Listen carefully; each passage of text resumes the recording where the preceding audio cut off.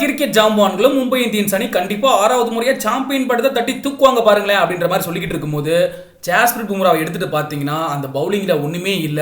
இந்த ஒரு பவுலிங் யூனிட்டை வச்சுக்கிட்டுலாம் கண்டிப்பா 6வது முறையா டிராஃபி வின் பண்ண முடியாது.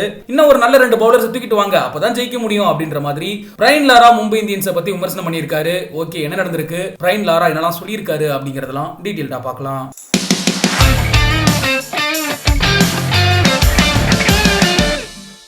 2024 ஐபிஎல் தொடரானது இப்போதைக்கு செம்ம பரபரப்பா போய்கிட்டு இருக்கு.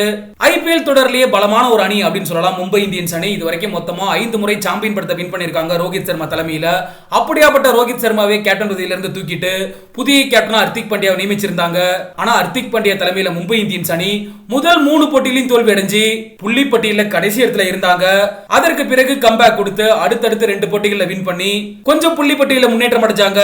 சரி, ஓகே, இனிமேட்டுக்கு மும்பை இந்தியன்ஸ் அணி எதுவுமே செய்ய முடியாது, கடப்பார சைடா மாறிட்டாங்க, கண்டிப்பா சிஎஸ்கே அணியை வான்கேடே மைதானத்துல வெச்சு செய்வாங்க அப்படின்னு பார்த்தா சிஎஸ்கே அணி வான்கேடே மைதானத்துல மும்பை இந்தியன்ஸ் அணியை சம்பவம் பண்ணாங்க. திரும்பவும் தோல்வி பதைக்க திரும்பி இருக்காங்க மும்பை இந்தியன்ஸ் அணி. இதனால புள்ளி பட்டியல 8ஆம் இடத்துக்கு தள்ளப்பட்டிருக்காங்க. இந்த நிலையில தான் சென்னைக்கு எதிரான போட்டியிலையும் கூட வழக்கம் போல ஜாஸ்பிரிட் பும்ராவோட பெர்ஃபார்மன்ஸ் சிறப்பாவே இருந்துச்சு. 6.8 அப்படின்ற அபாரமான எக்கானமில பவுல் பண்ணிருக்காரு. ஆனா அவரை தவிர்த்து மும்பை இந்தியன்ஸ் பவுலிங்ல ஒண்ணுமே இல்ல அப்படின்ற மாதிரி மும்பை இந்தியன்ஸ் அணியை விமர்சனம் பண்ணிருக்காரு வெஸ்ட் இண்டீஸ் ஜாம்பவான் வீரரான பிரைன் லாரா. இதை பத்தி என்ன பேசியிருக்காரு அப்படின்னா, நம்மளோட மும்பை இந்தியன்ஸை பார்க்கணும் அப்படின்னு நம்ம நினைக்கிறோம். இங்க பலருமே மும்பை இந்தியன்ஸ் அணி இந்த முறை சாம்பியன் பட்டத்தை வின் பண்ணுவாங்க அப்படின்னு நினைக்கிறாங்க. அதற்கான காரணம் என்ன அப்படின்னா, அவங்களோட பேட்டிங் சிறப்பாவே இருக்கு. கடந்த 2 போட்டியில 230 அடிச்சாங்க, 196 அப்படின்ற ஒரு ஸ்கோரை வெறும் 15 ஓவர்கள்லயே எளிதாவே சேஸ் செஞ்சாங்க.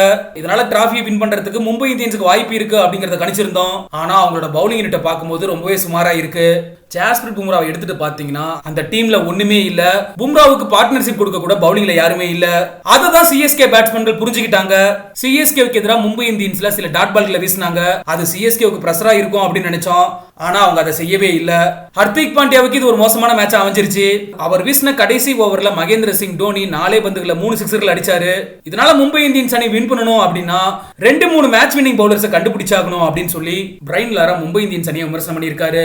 மும்பை இந்தியன்ஸ் அணி அவங்களோட அடுத்த லீக் போட்டியில பஞ்சாப் எதிராக விளையாட இருக்காங்க. இந்த போட்டியானது ஏப்ரல் 18ஆம் தேதி நடைபெற இருக்கு அப்படிங்கிறது குறிப்பிடத்தக்க விஷயம்.